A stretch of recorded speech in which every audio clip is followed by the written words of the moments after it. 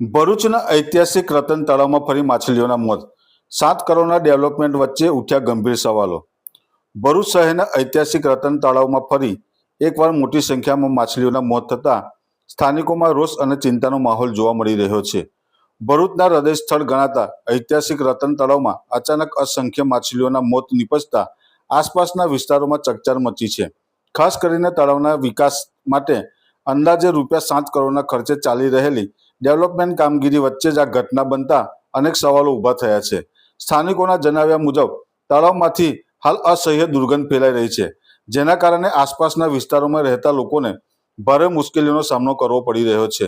દુર્ગંધ અને ગંદકીના કારણે પર્યાવરણ અને આરોગ્ય અંગે પણ ચિંતા વધતી જોવા મળી રહી છે.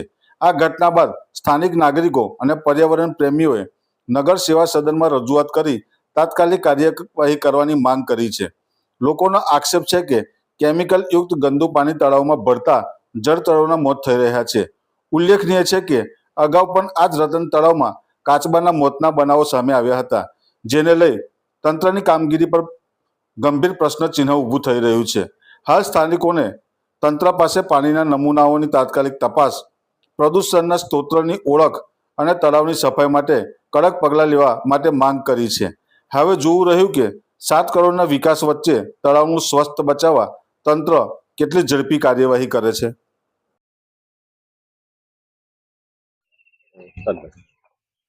ભરૂચ શહેરી વિસ્તારની અંદર નગરપાલિકા વિસ્તારમાં આવેલ જે રતન તળાવ છે એ વારંવાર ચર્ચાનો વિષય રહ્યો છે.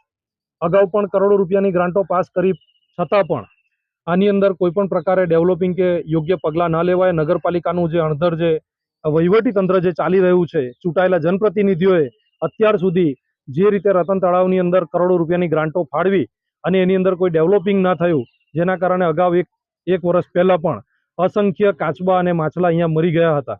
આજે ફરીથી એની એ જ ઘટના ફરીથી બની છે.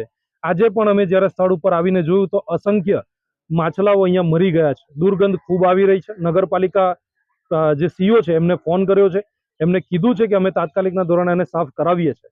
અમે આશા રાખીએ છીએ કે જલ્દીથી જલ્દી સાફ થઈ જાય. આજુબાજુમાં લોકો રહે છે, એની ગંદકી ના ફેલાય, એનો રોગચાળો ના ફેલાય, એવી પણ અમે આશા રાખીએ છીએ. અસ્તુ ભારત માતા કી જય.